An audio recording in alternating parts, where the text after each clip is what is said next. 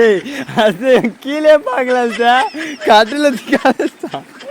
ஏன் அவன் அந்த பேக் எடுக்காம அப்படியே போட்டுட்டு போறான்னு வீடியோல சொல்றேன். வீடியோக்கு ஒரு லைக்கை போட்டு கடைசி வரைக்கும் நம்ம எதிர்பார்க்காத டைம்ல தான் பாத்தீங்கன்னா இந்த ஃபன்னான மூமெண்ட்லாம் நடக்கும். இப்போ அந்த மாதிரி தான் பாத்தீங்கன்னா ஒரு சம்பவம் நடந்துச்சு. ஃபால்ஸ்ல குளிச்சே ஆகுண்டான்னு சொல்லிட்டு கிட்டத்தட்ட ஒரு அரை மணி நேரமா நடந்துக்கிட்டு மட்டும்தான் இருக்கும். வழியெல்லாம் பாத்தீங்கன்னா அட்வென்ச்சரா இருக்குன்னு சொல்லிட்டு என் ஃப்ரெண்ட் ஆட்டம் போட்டுக்கிட்டு போயிட்டு இருக்குள்ள பாத்தீங்கன்னா ஒரு தண்ணி ஓரத்துல வரப்பு மாதிரி இருந்துச்சு. அதுல நடந்து போகல பாத்தீங்கன்னா தெரியாம கட்டையில கால் வச்சு வழுக்கிட்டு பொத்துன்னு விழுந்துருவான். எனக்கு சிரிப்பு அடைக்க முடியல, ஏன்னா அந்த அளவுக்கு சரியான சிரிப்பு. எல்லாருமே கிராஸ் பண்ணி போயிட்டாங்க, ஆனா அவன் மட்டும் பாத்தீங்கன்னா அந்த இடத்துல வழுக்கிட்டு விழுந்துருவான். அவன் கீழே விழுந்ததுக்கு இன்னொரு காரணமும் இருக்கு. நாங்க எடுத்துட்டு போன லக்கேஜ் பாத்தீங்கன்னா துணி மட்டும் எடுக்காம மொத்த பேக்கே தூக்கிட்டு போயிடும். அதுவும் பாத்தீங்கன்னா சரியான வெயிட். இதுக்கப்புறம் என்னால இந்த பேக் எடுத்துட்டு வர முடியாது, எவனா எடுத்துட்டு வந்தா வாங்க, இல்லைன்னா தூக்கி அப்படியே குப்பையில போட்டு வாங்கடான்னு சொல்லிட்டு அவன் கிளம்பிடுவான். இவன் மட்டும் ஏன் போகாம இங்க உட்காந்துருக்கான்னு நீங்க போன வீடியோ பாத்துருந்தீங்கன்னா தெரிஞ்சிருக்கும். ஃபர்ஸ்ட் டைம் அவன் தான் கீழே விழுந்தான். அவன் கையில பாத்தீங்கன்னா சரியான அடி. அவன் கீழே விழுந்ததே தெரியாத மாதிரி எந்திரிச்சு போயிடுவான்.